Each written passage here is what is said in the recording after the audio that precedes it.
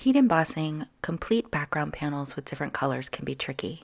Here I use a unique background stamp which makes it very easy, but I'll also show you how to do this with your own silhouette stamps and simple masking. Take advantage of the discount code below, and while you're there, be sure to like and subscribe.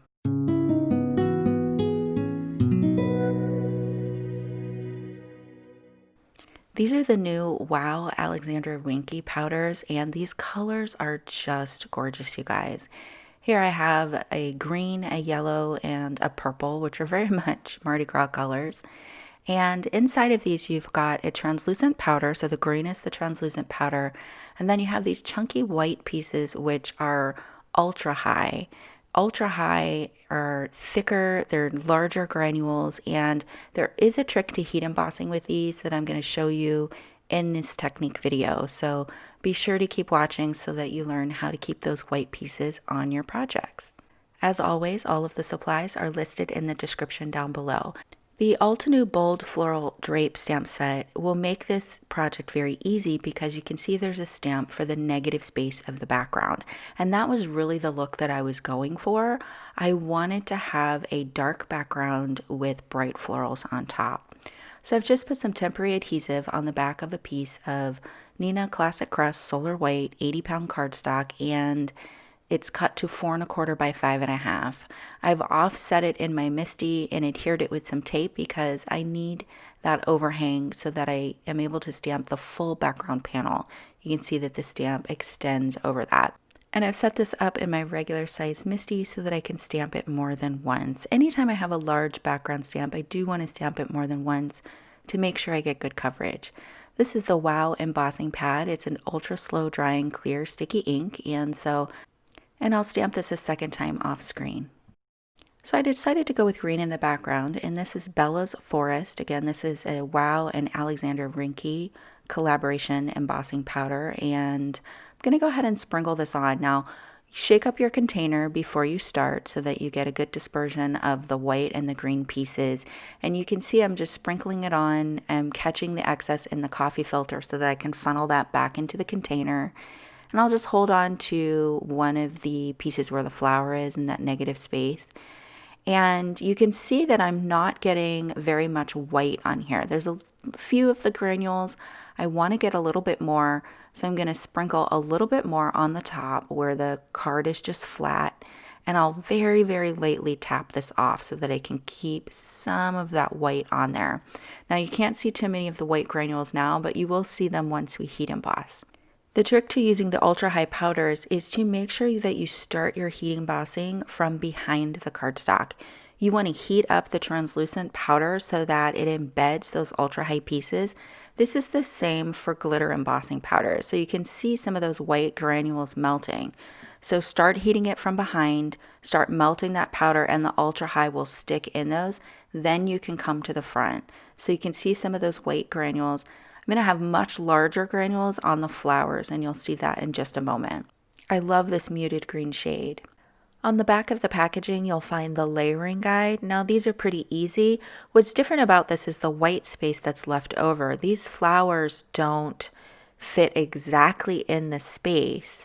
So you want to refer to your layering guide if it's a little tricky for you to figure out which part of the flower is which. It can be a little confusing because, as I said, there's quite a bit of white space left around the flowers and then also the leaves. Here I have Manuela's Honey embossing powder, and I'm going to heat emboss these flowers individually so that I can vary the color that I use. For some of them, I will stamp a couple at a time once I kind of figure out what kind of pattern I want to do with the colors. So here you can see there's more ultra high left on this yellow flower, and you can see the thick granules of it. So I start heating from behind, and then once I get that embossing powder melted, I'll come to the front and make sure that everything is melted. I love the look of the ultra high with these. I'll speed through the purple flower, and I'll edit out a lot of this because it's a repetitive process. That way we can finish up this panel and move on to the second technique. Check out that ultra high and how random it is. It's almost like splatter or speckle. I love the look of it, and this entire panel is heat embossed except for those white negative spaces. I think this is a really cool stamp set, and this is just the look that I was going for with this background. Here's a couple close-ups so you can see the texture and the ultra high blended in with these translucent powders. With your translucent powders, you get a high gloss, and the ultra high is more of an opaque white finish. So once I created this one, I thought it would be good to show you guys how you could do this with a regular stamp set or one of your silhouette stamps. Now, this is Altenew Zigzag Floral. If you have any build-a-flower stamp sets or layering stamp sets, those are great. I also have the coordinating die set here, which I'll need. The layering stamp sets are great because you have a solid stamp, an outline stamp, in varying levels of detail. Now that comes in handy because although I want a silhouette stamp set to create the same kind of look as the first card, I also wanted some detail in it. So I searched through my stash to find silhouette stamps that also had a little bit of detail. You're going to be more likely to find that in your layering stamp sets. So this time I'm just going to use acrylic blocks and I'll stamp the flowers all over the background, but I want to make sure that I leave space not only for the negative space background, like I want to recreate that green background, but I also need space for leaves. So I'm going to pick 2 of the leaves here. I've got those on blocks and I'll go ahead and stamp these. Now, I end up masking all of these flowers. I should have gone ahead and masked these flowers at this point, but I figured that I could just knock the embossing powder off of the already embossed flowers anyway, which is pretty easy to do, so it's up to you. You could either mask your flowers at this point, which I think in the long run is easier, or go ahead and do it this way. I stamped all the leaves in clear embossing ink, and then I'll heat emboss them with clear gloss embossing powder. Now, you could use either clear gloss or you could use opaque white. The flowers in the background are really shiny, and so I wanted the leaves to have the same shine as the flowers, and that's why I went with clear gloss. Opaque white is not quite as glossy as the clear gloss, so although you'll get the same look, you know, the leaves will be white whether I use opaque white or clear gloss. Again, I wanted the same finish on my leaves as I had on my flowers. So I'm just using a dry paintbrush to knock off that excess clear embossing powder.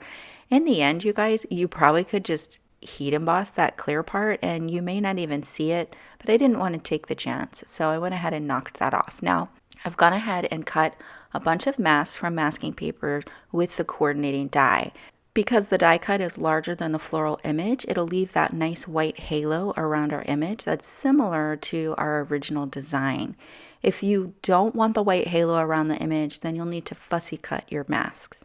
After I mask all the flowers and leaves, I'll press the embossing pad onto the whole panel to ink up the negative space of the background. And unfortunately, I don't have that on film, but I'm going to talk you through it so that you know exactly what to do. As I said, when your leaves and flowers are masked, press your embossing pad onto the full panel and then sprinkle over your embossing powder. This embossing powder is called Shiny Sky, and it's also a Wow Renke collaboration.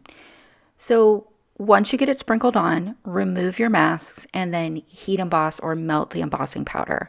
Now I got a bit of a patchy result, so what I did is I replaced the flower masks only, not the leaves, and I went ahead and ink blended a similar ink color over the whole panel to kind of fill in those areas.